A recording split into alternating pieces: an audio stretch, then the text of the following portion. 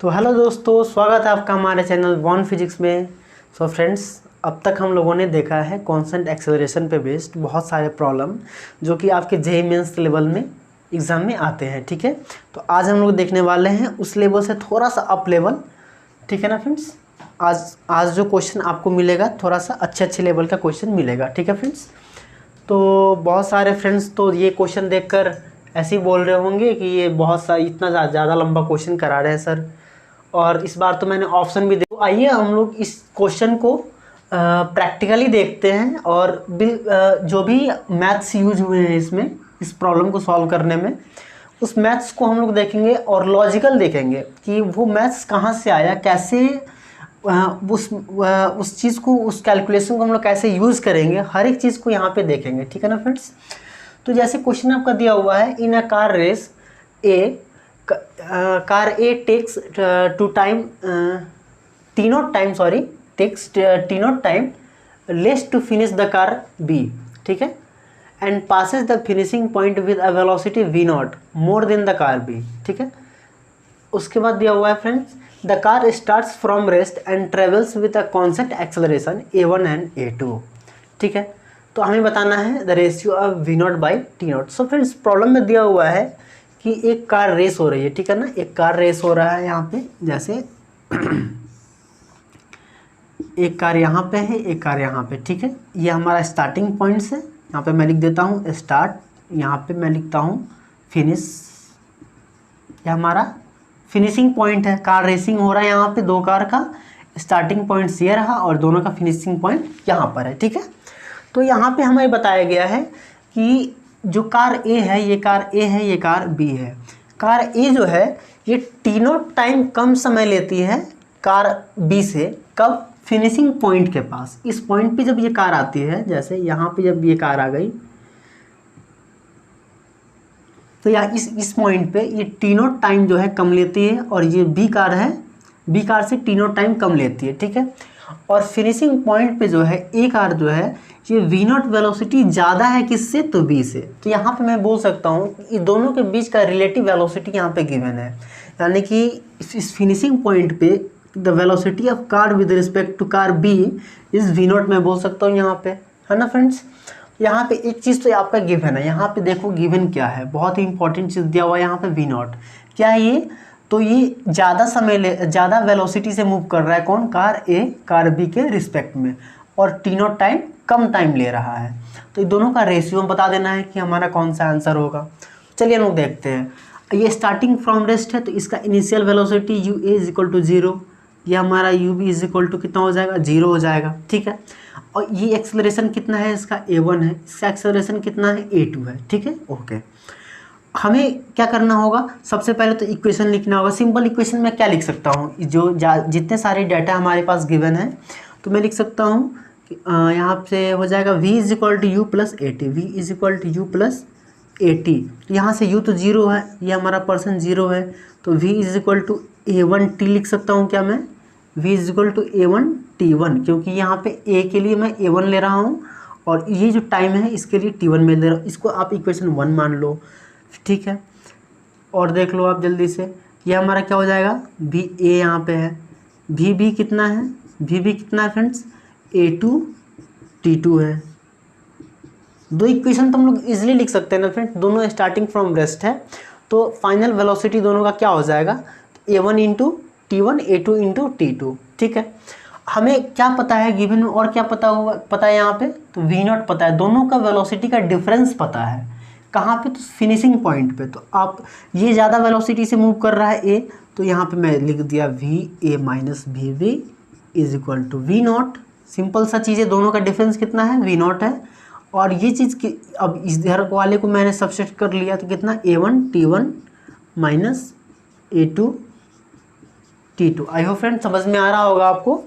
मैंने यहाँ पे equation 2 minus equation 1 minus equation 2 किया है, और इसका वैल्यू गिवन है क्वेश्चन में वी नॉट। ठीक है, आप इसको इक्वेशन 3 मान लो, बस कुछ नहीं करना है। अब हम लोग क्या क्या इक्वेशन हम लोग कांस्टेंट एक्सेलरेशन में हम लोग जो भी इक्वेशन पढ़े और क्या क्या यहाँ पे अप्लाई कर सकते हैं, आप देखो। यहाँ पे और की चीज़ क्या दिया हुआ है, टाइम दिया हुआ है, तो कहीं ना कहीं टाइम लाना होगा हमें। तो टाइम और कौन कौन से इक्वेशन से आता है आप देखो ज़रा, इससे आता है क्या, v is equal to G square plus 2as, तो इसमें टाइम तो है ही नहीं, तो ये इस इक्वेशन से सॉल्व नहीं होगा, तो इसको मैं नहीं लिखूंगा यहाँ पे। बिल्कुल लॉजिकल हम लोग सोचेंगे फ्रेंड्स, बिल्कुल यहाँ पे भटकने का बिल्कुल ज़रूरत नहीं है। आप बिल्कुल लॉजिकल सोचिए कि क्वेश्चन में क्या गिवन दिया हुआ है और उस गिवन डाटा से हम लोग कौन से इक्वेशन अप्लाई कर सकते हैं, ईजिली आपका आंसर आ जाएगा, कोई भी मैथमेटिकल यहाँ पे डेटा हो, ठीक है।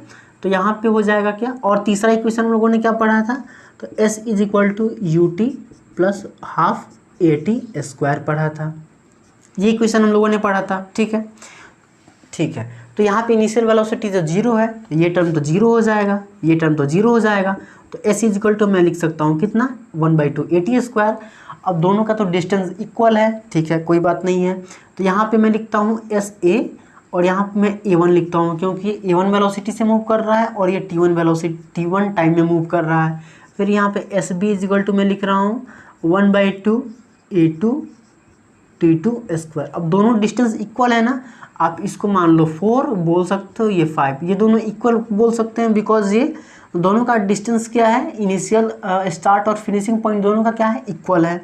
तो चलिए हम लोग देख लेते हैं, दोनों को आप बराबर कर दीजिए, कितना हो जाएगा सोचो, 1/2 a1 t1 square is equal to 1/2 a2 t2 square.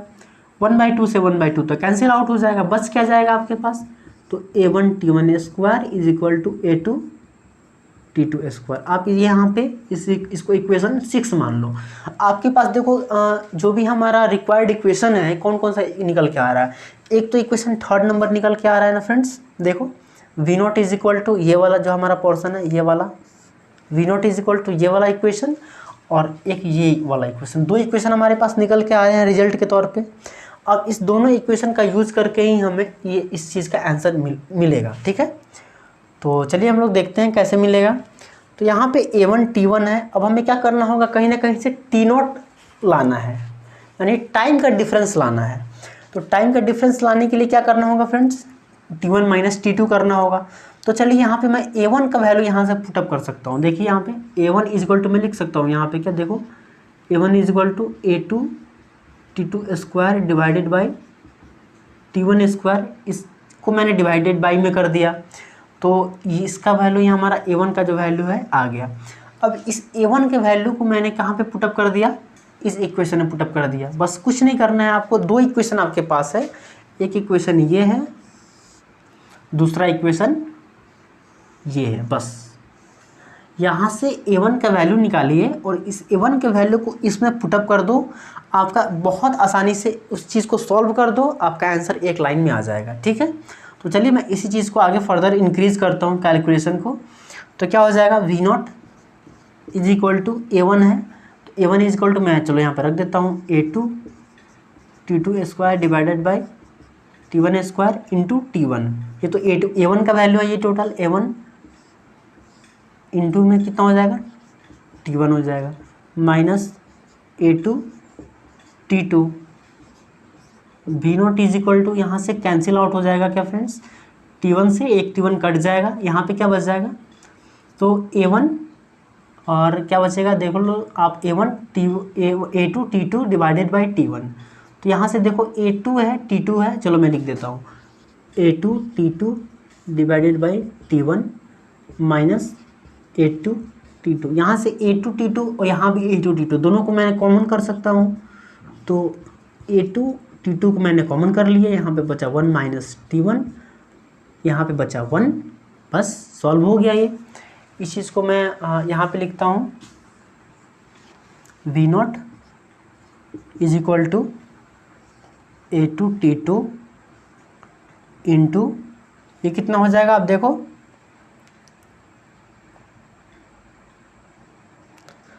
यहाँ पे फ्रेंड्स सॉरी, यहाँ पे थोड़ा सा मिस्टेक हो गया है, यहाँ पे क्या था t2 स्क्वायर था ना, t2 स्क्वायर था, ठीक है। तो यहाँ से a2 t2 कॉमन हो गया, तो यहाँ पे क्या बचा फ्रेंड्स, देखो आप अच्छे से, यहाँ पे क्या बचेगा, t2 हो जाएगा। तो यहाँ से कितना हो जाएगा t2, ये एलसीएम मैं लूँगा तो कितना हो जाएगा t2, यानी t2 minus t1 divided by t1। तो यहाँ से मैं लिखता हूँ direct t2 minus t1 divided by t1, बस हो गया। आपका जो भी टाइम का जो डिफरेंस है उसका वैल्यू दिया हुआ है, कितना t0 दिया हुआ है, तो v0 is equal to a2 t2 by t1, और इस t2 माइनस t1 का वैल्यू कितना है, t0 है। बस इसका इसी चीज़ का रेशियो पूछा हुआ है, v0 बाई t0 कितना आया, a2 t2 by t1। But आपका ऑप्शन जो है हमारा a1 a2 में है ना, ऑप्शन जो आपका है a1 और a2 में है, और आपको क्या क्या एलिमिनेट करना है, तो आपका t2 बाई t1 को एलिमिनेट करना है। तो आप देखो कहाँ से निकाल सकते हो t2 बाई t1 का रेशियो। आपके पास दो मेन इक्वेशन आया, आपका पास मेन इक्वेशन आया था, कौन सा, एक थर्ड आया था और दूसरा 5 नंबर इक्वेशन आया था, दो ही मेन इक्वेशन आया था। ठीक है, तो यहाँ से आप निकाल सकते हो किसका वैल्यू, t2 बाई t1 का वैल्यू निकाल सकते हो। कैसे निकाल सकते हो, देखो यहाँ पे, एक सेकंड मैं ज़रा सा मिटा रहा हूँ, ठीक है ना फ्रेंड्स। अच्छा, यहाँ पे मैं लिख रहा हूँ, यहाँ पे कितना हो जाएगा, देखो यहाँ पे हो जाएगा a1, यहाँ पे देखो कितना t2 by t1 is equal to कितना हो जाएगा, t2 बाई t1 हो जाएगा। तो ये a1 ये a2 है, डिवाइडेड बाई में इधर आ जाएगा, यानी कि a1 बाई a2 ये रूट अंडर में आ जाएगा। ये वैल्यू यहाँ पे पुटअप कर दो, आपका आंसर आ जाएगा। तो यहाँ पे हो जाएगा कितना, t2 बाई t1 का वैल्यू हो जाएगा a2 into t2 by t1 root under a1 by a2। आप इस चीज़ को लिख सकते हो कैसे, a1 इंटू a2, आंसर आ गया यहाँ पे। तो फ्रेंड देखा आप यहाँ पे कितना इजीली आंसर आ रहा है, बिल्कुल लेंदी नहीं है। आपको पहले बेसिक इक्वेशन मैंने दो लिखा, दोनों इक्वेशन को सब्सट्रैक्ट करके आप जो भी गिवन है मैंने इसका वैल्यू पुटअप कर दिया। मैं एक इक्वेशन ये आया यहाँ से, ठीक है। आप इस दोनों का इक्वेशन नहीं भी मानोगे तो भी चलेगा, आप इस दोनों का इक्वेशन नहीं भी मान सकते हो, कोई दिक्कत नहीं है। उसके बाद मैंने क्या किया, एक इक्वेशन आ रहा था, वो इक्वेशन में क्या होता था, टाइम गिवन नहीं था, उसको मैंने वो अप्लाई नहीं हो सकता था। एक और इक्वेशन बचा, ये वाला बचा। अब क्या कर सकते हो, दोनों डिस्टेंस इक्वल करके अब मैंने एक और इक्वेशन निकाल दिया और इस a1 का वैल्यू इसमें पुटअप कर दिया, तो हमारा आंसर इजीली आ गया। आई होप फ्रेंड्स आपको बहुत अच्छे से समझ में आया होगा। तो देखते हैं हम लोग नेक्स्ट प्रॉब्लम।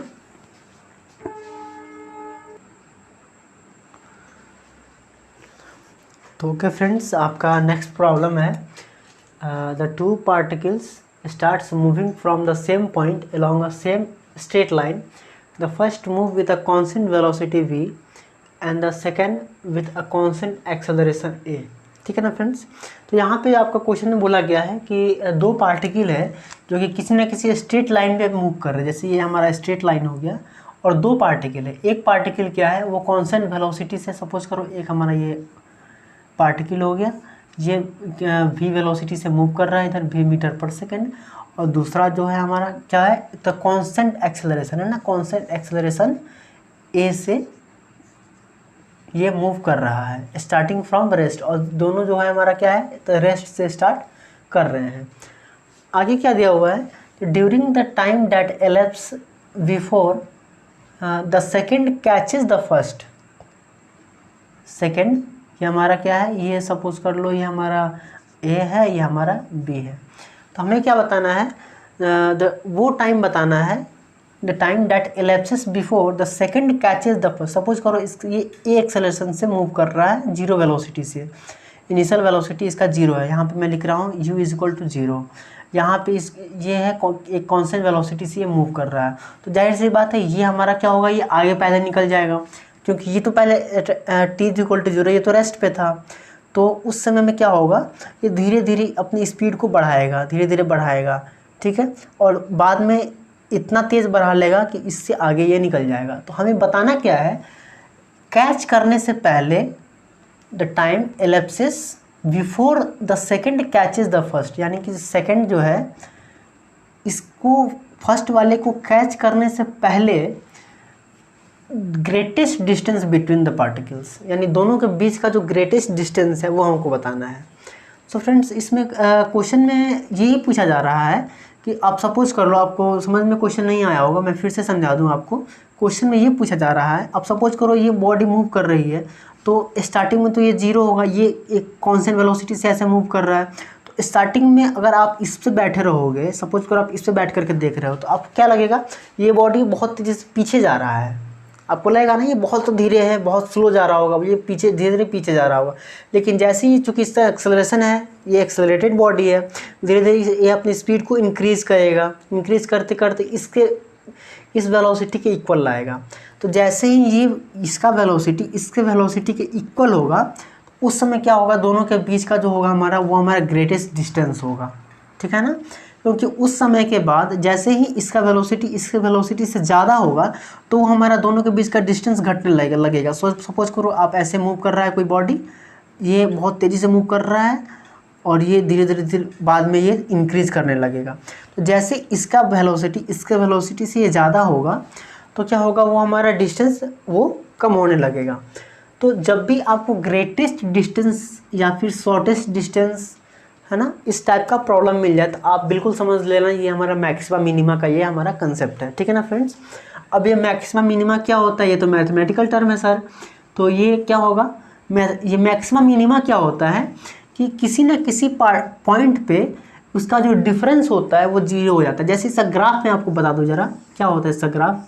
सपोज कर लो मैं टाइम के रिस्पेक्ट में बात कर रहा हूँ, टाइम और दोनों के बीच का relative velocity, velocity of A with respect to B मैं यहाँ पे बोल रहा हूँ, ठीक है ना फ्रेंड्स।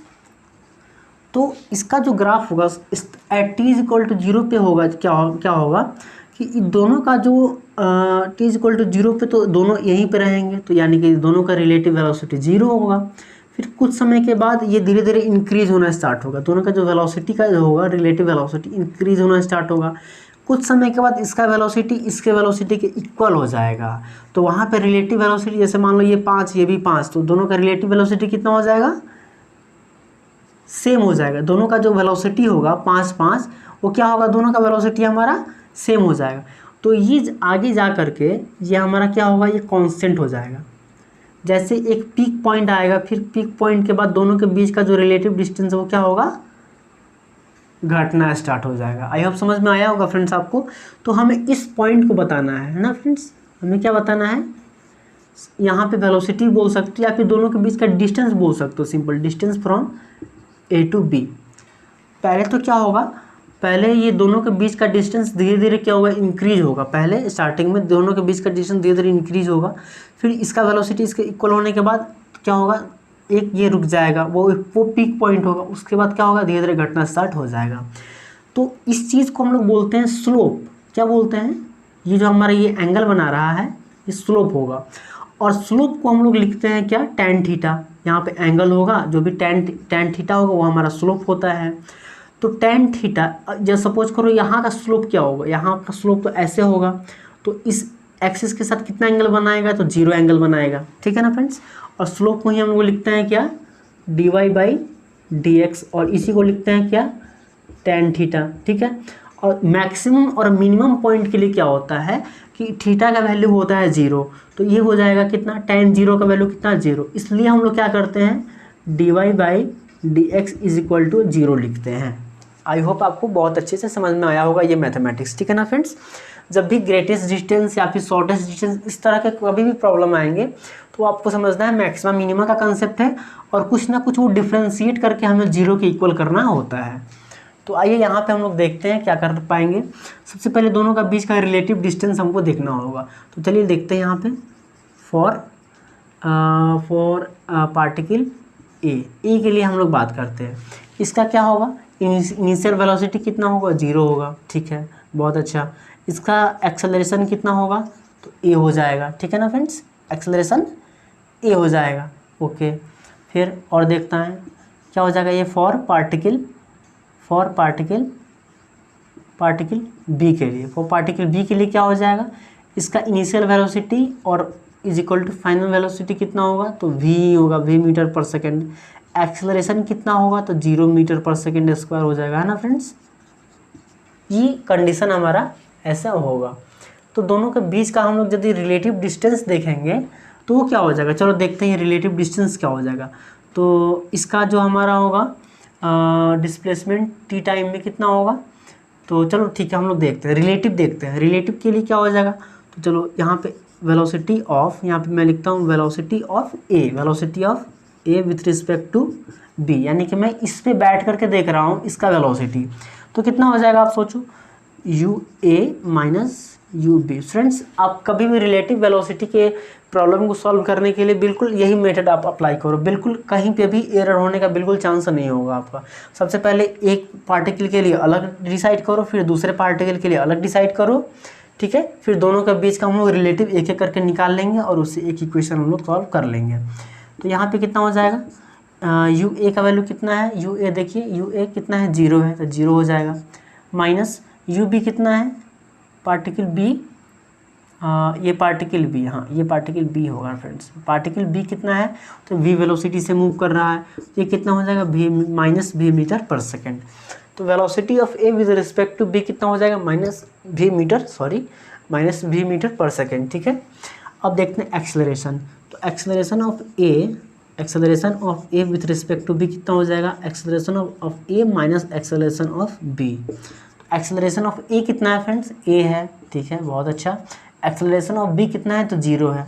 तो यहाँ पे रिलेटिव एक्सेलरेशन क्या आ जाएगा, यहाँ पे ए मीटर पर सेकेंड स्क्वायर आ जाएगा, ठीक है। और हम लोग देखते हैं रिलेटिव क्या देखते हैं, डिस्प्लेसमेंट देखते हैं। तो डिस्प्लेसमेंट को मैं एस से इंडिकेट कर रहे हैं, यहाँ पे हम लोग कर रहे हैं एस ए बी। तो क्या हो जाएगा, S final minus S initial. तो दोनों का बीच का फाइनल पोजीशन क्या होगा, सपोज करो हम लोग टी टाइम के लिए कैलकुलेट कर रहे हैं, हम लोग जो भी कंडीशन हम लोग कैलकुलेट कर रहे हैं फॉर टाइम टी के लिए कैलकुलेट कर रहे हैं। तो टी के लिए कैलकुलेट कर रहे हैं, तो टी सेकंड में हमारा दोनों के बीच का फाइनल पोजीशन क्या होगा, सपोज कर लो एस होगा, यहाँ पे मैं सपोज कर लिया एस, चलो ठीक है, एस मैंने सपोज कर लिया। इनिशियल पोजीशन क्या होगा दोनों का, तो 0 हो जाएगा। दोनों तो at T is equal to 0 पे, तो दोनों एक पॉइंट पे होंगे ना फ्रेंड्स, ठीक है। तो ये हमारा एस ए बी कितना आ गया, एस आ गया। अब क्या करना है, हमें कुछ नहीं करना है, सारा चीज़ गिवन है, ये हमें रिलेटिव पता है, ये पता है, ये पता है, टाइम भी पता है, टी, ठीक है। अब एक इक्वेशन में हमें पुटअप करना है इस चीज़ को, जो कि है S is equal to U T plus 1/2 A T square. S कितना है, अब बताओ फ्रेंड्स, एस कितना है, एस है is equal to U T कितना हो जाएगा, रिलेटिव वेलोसिटी कितना है, तो minus B metre per second.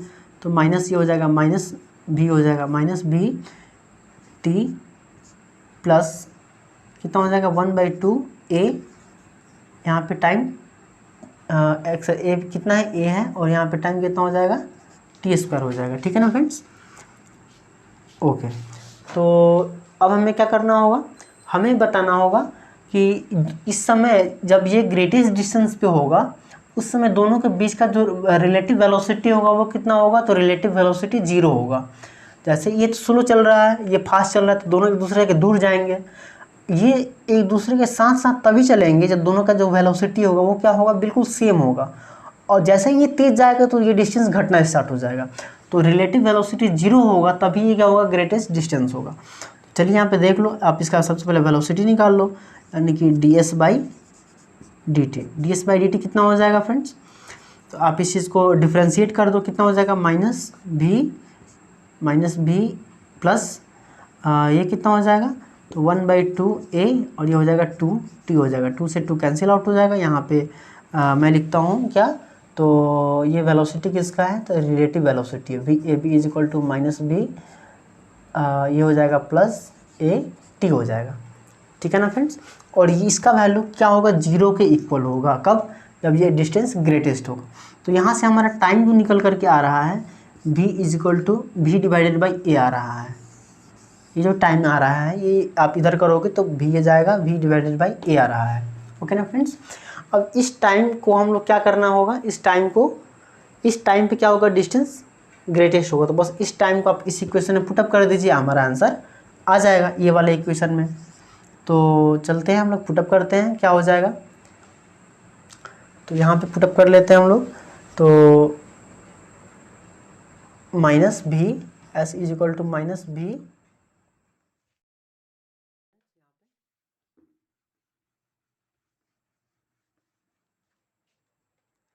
यहाँ पे क्या हो जाएगा फ्रेंड्स, यहाँ पे S is equal to U T, U time का वैल्यू कितना हो जाएगा, टाइम का value v by A, sorry यहाँ माइनस हो जाएगा ना, माइनस हो जाएगा, माइनस v बाई ए हो जाएगा, ठीक है।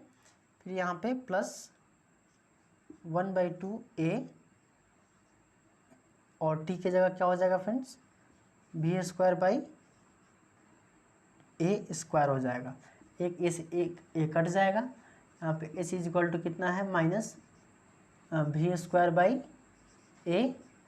Plus 1/2 v²/a। ओके ना फ्रेंड्स, यहाँ से s इज इक्वल टू आया कितना, ये हमारा फाइनली डिस्टेंस पूछा गया है, तो यहाँ पे कितना आ जाएगा आपका आंसर, यहाँ पे आ जाएगा माइनस v²/2a। ओके ना फ्रेंड्स, माइनस v²/2a आ जाएगा आपका आंसर। तो आपका जो कि यहाँ पर क्या पूछा है, ग्रेटेस्ट डिस्टेंस पूछा है दोनों के बीच का, तो v²/2a आप देख लो, v²/2a ऑप्शन नंबर 20 करेक्ट हो जाएगा। ठीक है ना फ्रेंड्स, तो आई होप आपको समझ में आया होगा और उम्मीद करता हूँ आपको वीडियो बहुत अच्छा लगा होगा। सो फ्रेंड्स प्लीज़ चैनल को सब्सक्राइब करें, और आप चाहते हो इस तरह के और भी सारे वीडियो आएँ तो आप प्लीज़ हमारे चैनल को शेयर करें, लाइक करें। ठीक है ना फ्रेंड्स, जिससे हमारा मनोबल और बना रहे। ठीक है, थैंक यू।